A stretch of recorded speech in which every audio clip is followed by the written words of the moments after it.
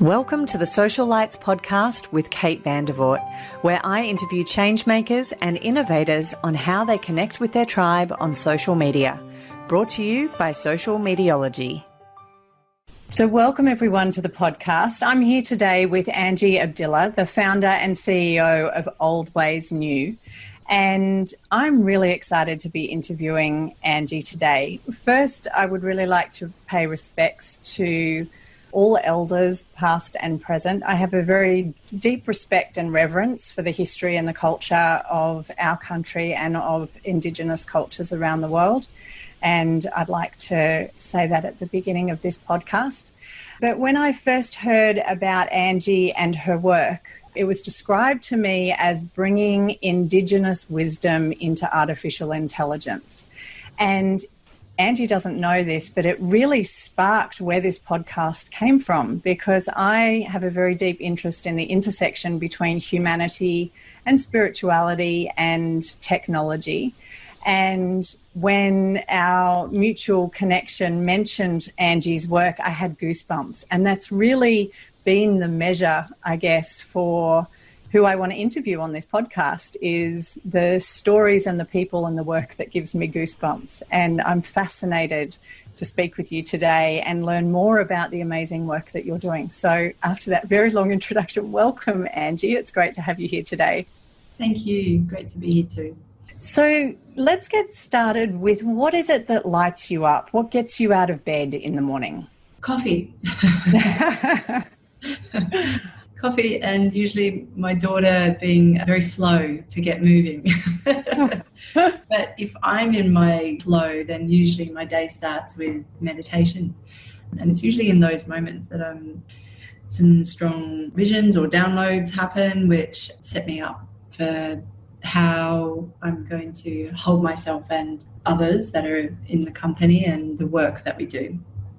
It's always the best way to start the day.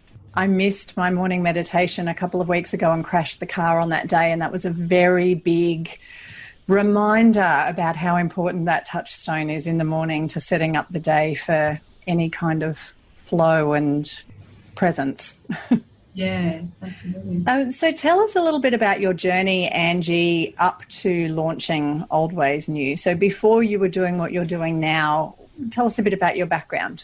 So I was in the film industry for about 15 years as a writer, director, producer, predominantly a director, and working in documentary for all of that, and then a little stint in TV. And I guess what I was really interested in was what I saw was a bit of a shift in the way that storytelling was there was a shift in the way that I was seeing storytelling changing, and it was because of technology. And this was 20 years ago, I guess, where even longer, when the first websites were, I remember seeing the very first website. It was actually for me, it was a Russian artist it was so exploratory and experiential, and nothing to the types of sort of formulaic things that we know to be websites now. So it was websites, and then it was also transmedia storytelling, and then, telling web content, we didn't even call it content back then. And so, over time I was seeing these really quite significant shifts in the way that story was being shaped by the technology, the tools in which being adopted by the industry, various different industries and sectors even kind of propping up because of the technology facilitating storytelling. And so I was really interested in that. I was really fascinated that technology could be so powerful that it could change the way we tell stories and we engage with stories. And, coming from a film background, I was, I went to film school, then also did a Bachelor of Arts in Communications, and, then went on to doing postgrad studies at the Australian Film and Television and Radio School.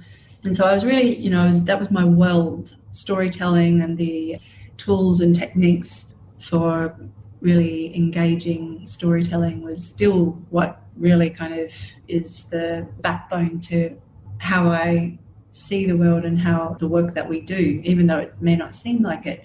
I think there was a period where I noticed that there was Well, I found there was an opportunity where I was asked to work with this new initiative called the Indigenous Digital Excellence Initiative, part of the National Centre for Indigenous Excellence. And I was really intrigued that by the process, there was no position description, there was an expression of interest, and they were looking for people that had certain qualities, and I was intrigued by that. I thought, this is different. And so I was really intrigued, and I didn't really know much about technology at all, but I learned a lot in those years.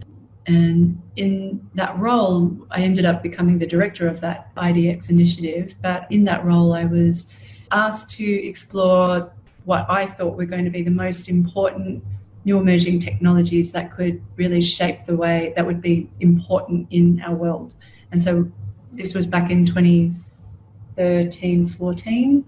Back then, I was really interested in robotics, 3D printing, and gamification. So MIT Scratch, which is a program for learning how to code and gamification.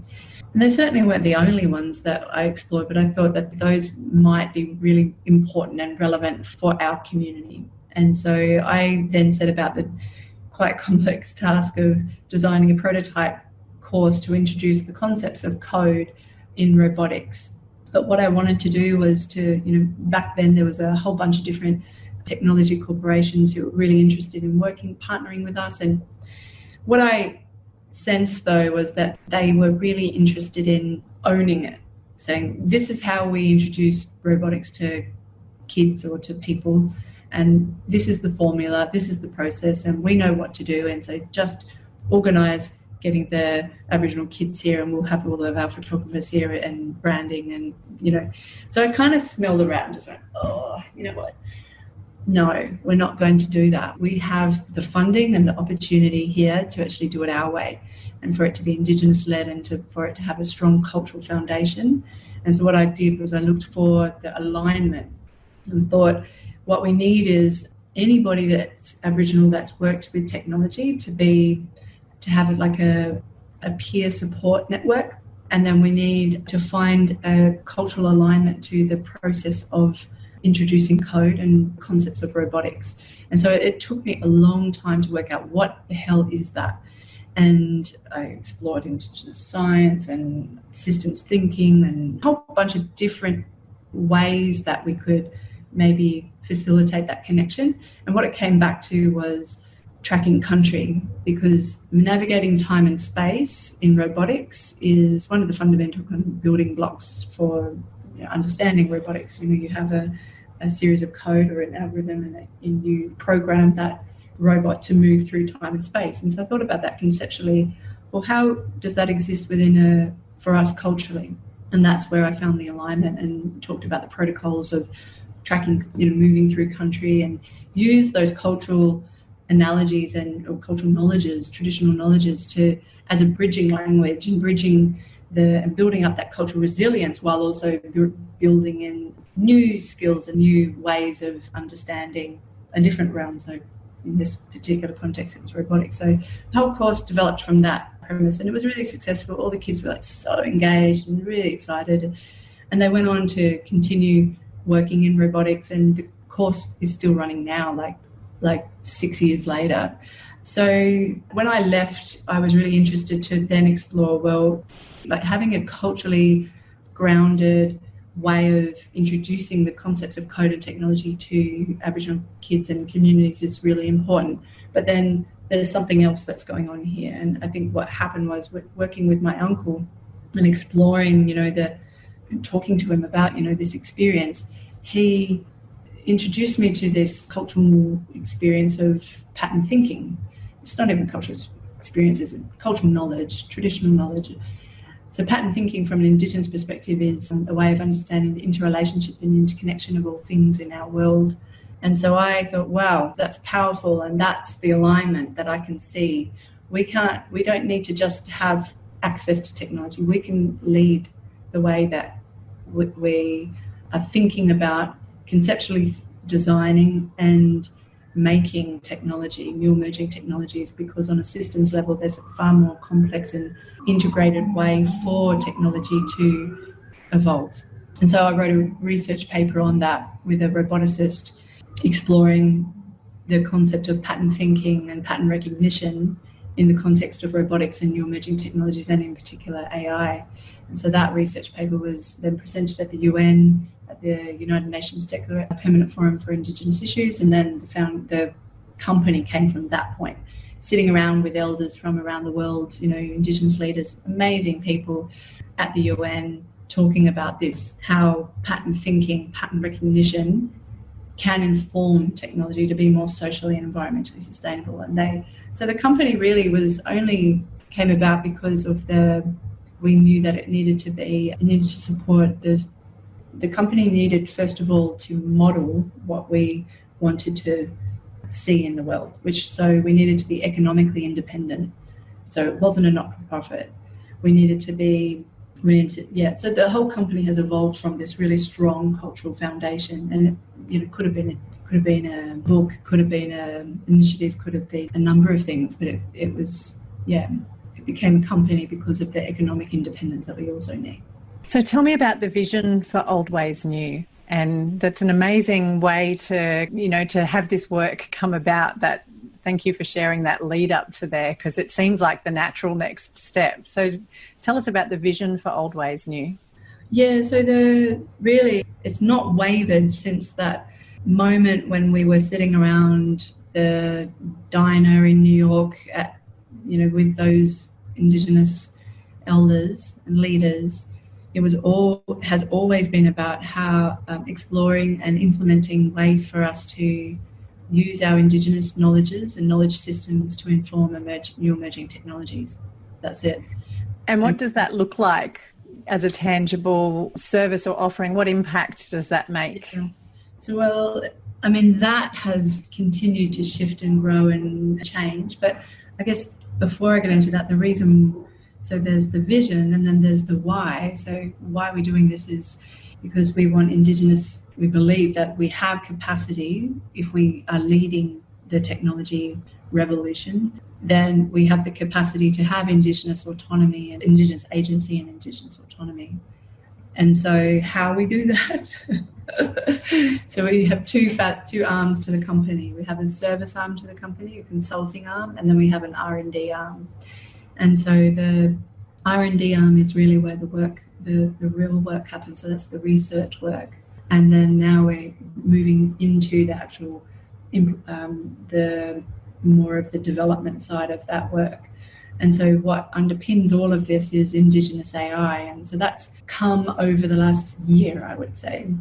We've been writing, as I mentioned, this first research paper talked very specifically about robotics and AI in the context of pattern thinking and pattern recognition, and absolutely, so it's been there, but the ability for us to start getting clearer as to what that is, that's really happened in the last year. And so Indigenous AI is the thing that pulls it all together, and it's many different things. Indigenous AI is different for different peoples. It's something that we've been sharing with other Indigenous technologists from around the globe in partnership with a number of other different universities. MIT, Oxford and Concordia University and our company brought together 40 Indigenous technologists early this year to explore what Indigenous protocols are and how they can shape and inform Indigenous AI. And so, from the Maoris to the Canadian First Nation mob to Turtle Island mob from our mob that I brought over from here in Australia and others, the Hawaiians, the First Nations Hawaiians, we all had different ways of understanding what Indigenous AI is and could be into the future. And that makes total sense, right? Because we all have different relations. We have got very similar things that unite us, but we all have different relationships to country and different knowledges that come from that. So that's the R&D arm, and the whole intent of the R&D arm is to be able to work with mob on country, first and foremost, only when we're invited in, and secondly, working with traditional owners and custodians and elders from those communities who then are able to identify the problem, not non-Indigenous people coming in and saying, these are your problems and we're going to fix them. It's actually the community who identify the problem. And then in this two-way working relationship, a two-way learning, our skills and expertise as a company and their traditional knowledges and relationship to country can be pulled together to design the solution for that problem, that local context with a technology outcome. That in the future could become a repeatable model that then the community could have a return on investment. Maybe not. It just really depends on the context and the needs of the community, the desires and aspirations of that community. And then the other arm of the company, the consulting arm, which makes the money to support that work. We work typically in two main sectors, the built environment and the cultural sector.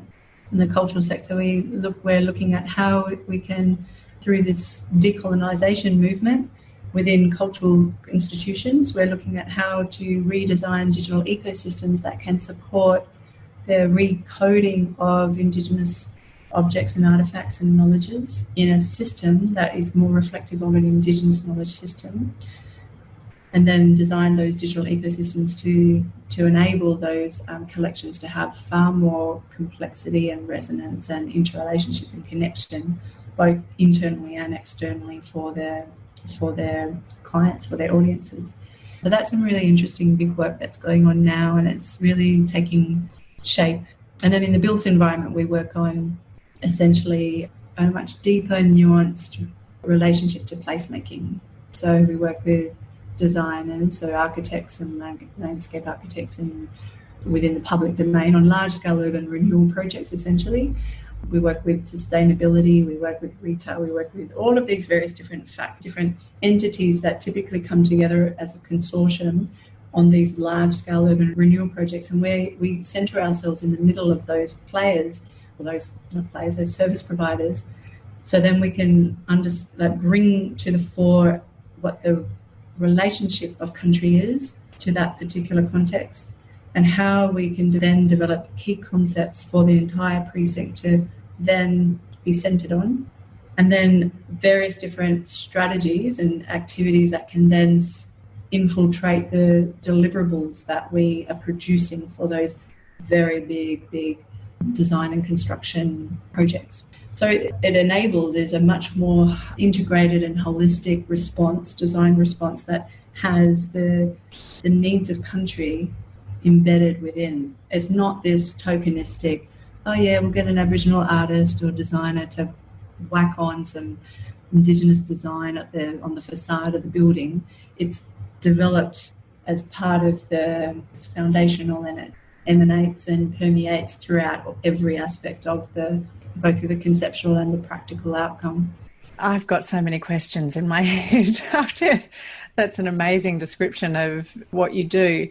And I'm trying to articulate this. This is a little off topic, but one of the struggles that I sometimes have in this space, I love that what you're talking about is that it's about this coming from and being informed by and developed by the beneficiaries of your technology, not that it's an external, solution that's being, because I think we've seen obviously way too much of that here and overseas.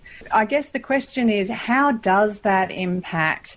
Is that then about having products that you can sell to or engage non-Indigenous stakeholders? Because I imagine, like me, that as a non-Indigenous person, when I hear the work that you're doing, I'm really inspired by that, and I think, wow, how can I be involved in that, or is there a place for that? So how is that going to be navigated as you move forward? Because I imagine that you have companies all the time that may have done the tokenistic solutions and interventions, if you like, in the past, who are really interested in a different way of doing that. How do you navigate that?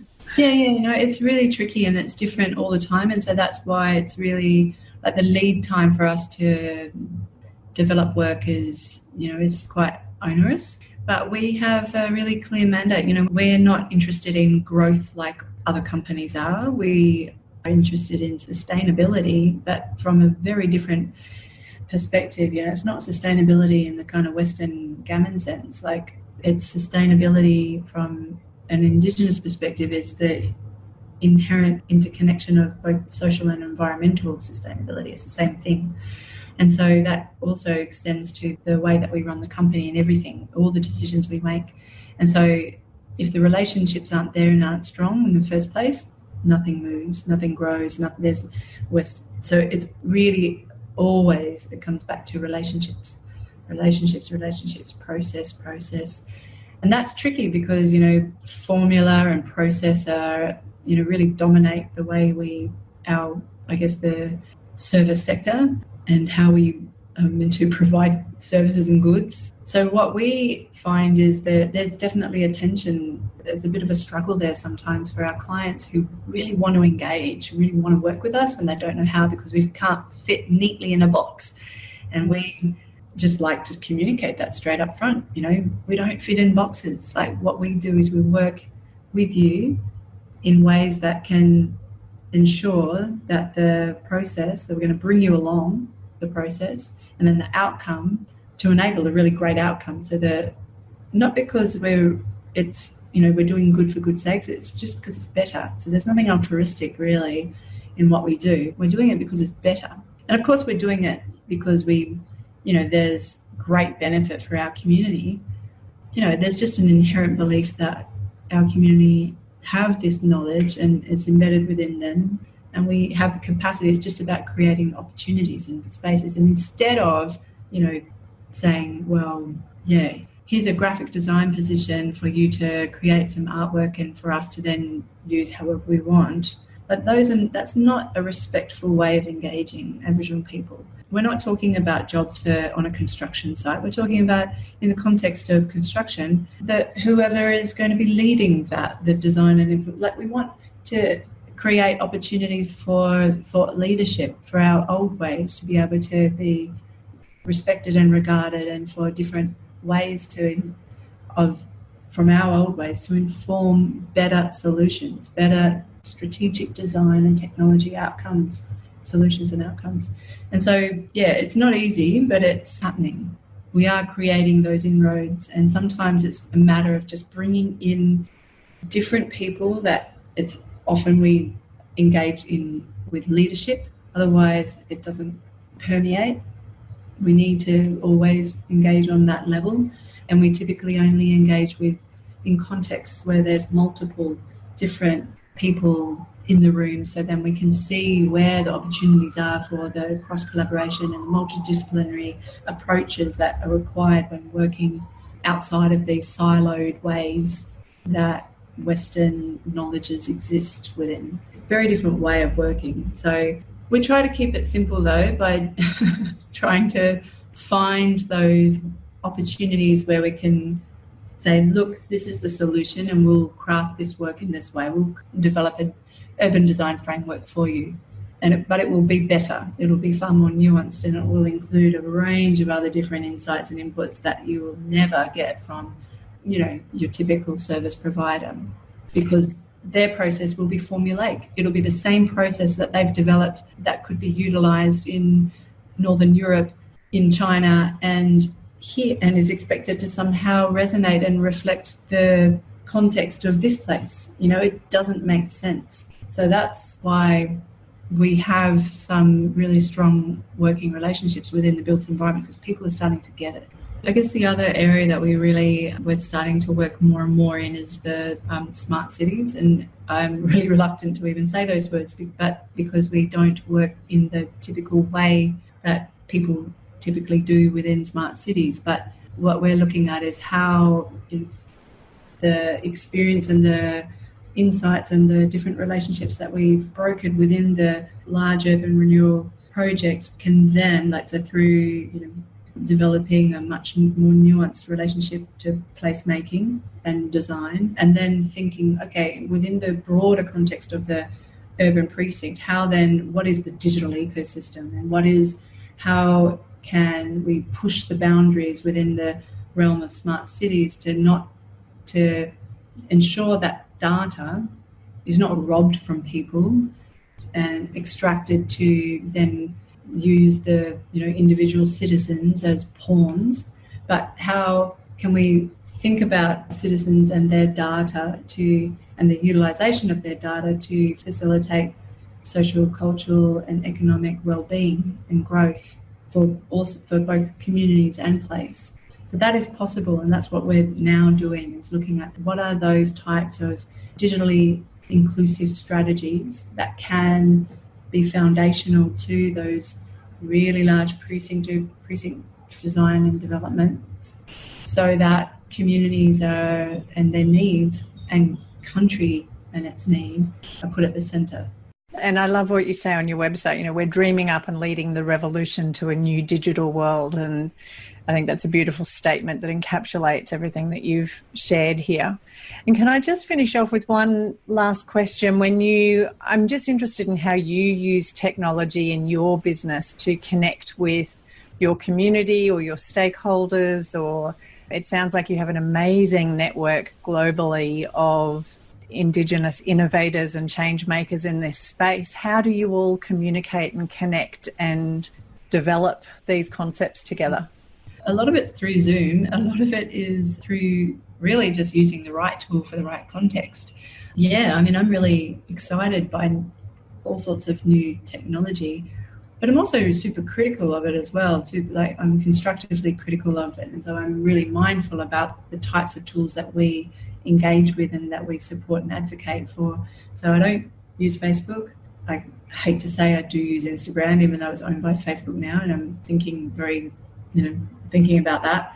But there's different levels of capability in communities, and so we use the right tool for the right context.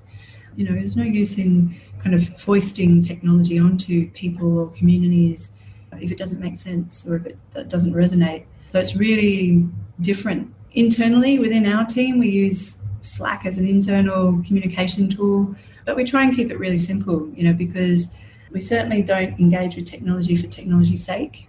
We're looking at technology in the broadest, and we're interested in technology from a much more, longitudinal perspective, thinking about the spectrum of technology is far, and the history of technology is far deeper and greater than zeros and ones. We're interested in the technology of, this pen or bush medicine or, a fish trap or, so that's what really interests me and what really inspires me and what really I come back to is what is, the thousands and thousands and thousands of years of knowledge and technologies that are so sophisticated that often you can trip right over them if you haven't got the eye, because they're so inherently in tune with country. And that's what a lot of so-called settlers did. They literally tripped over and didn't even know what was in front of them because there was an incredible complex sophisticated fish trap on, they wouldn't even grasp what that was. They didn't even grasp what that was back then, and so that's what's really I always end up going back to is, there's country with the knowledges of our old people and that sophistication of those knowledges have been so in tune with this country, the driest continent on this earth. And this country has sustained us, the oldest living continuum of people and culture, since time immemorial. That's profound. If people could only just really let that sink in. Of course there's deep, sophisticated knowledges in this place and in our people. Of course it's going to be better. If I can ask one more question. So one of the things that I look a lot at is the shadow side of social media and the impact that has on humanity and on people and individuals, because I think we tend to look at that, and I'm a social media marketer by training and trade, so I do that day to day, but I'm very conscious of the negative impacts of that. And I see so much of the positivity, which that's where I focus my work, is that real building of community and powerful storytelling and the amazing platforms that exist now that allow us to do that. But I'm interested in your perspectives on that. And when you say you don't use Facebook, there's obviously there's many reasons why people don't use Facebook, but do you mind sharing a little bit about your perspectives on that and your reasoning behind that? Cambridge Analytica. So it's around data and privacy and... Yeah.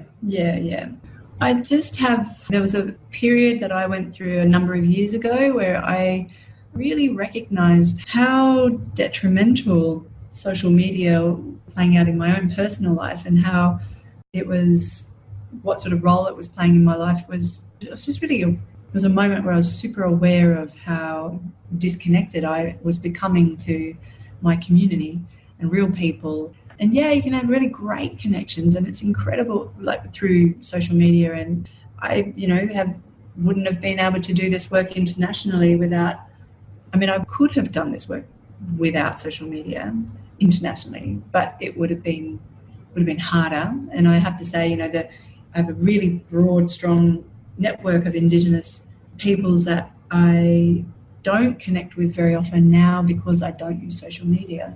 So yeah, there is, but we only have so much capacity to have real meaningful connections, like real engagement and genuine connections in our life. Like, we're, as humans, we only have capacity also to take in so much information and also trauma.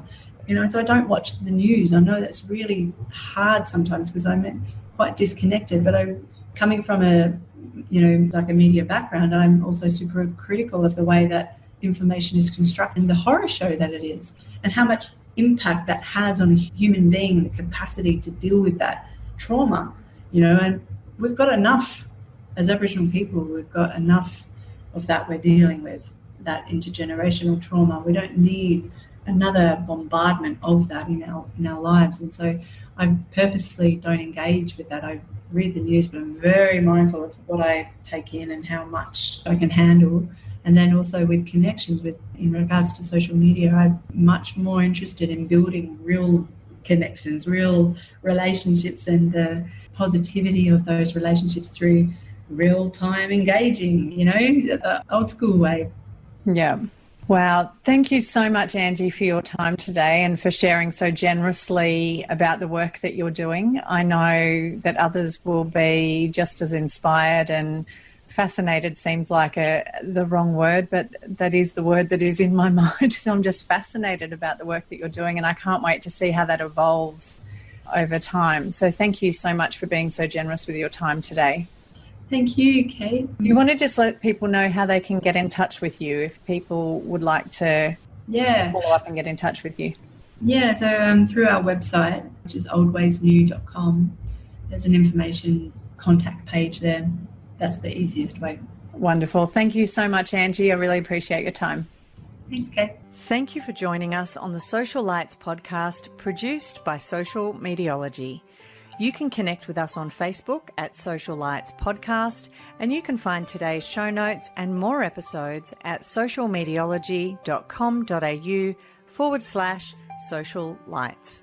Please subscribe in your favourite podcast platform to receive future episodes and share with your tribe to inspire others to action.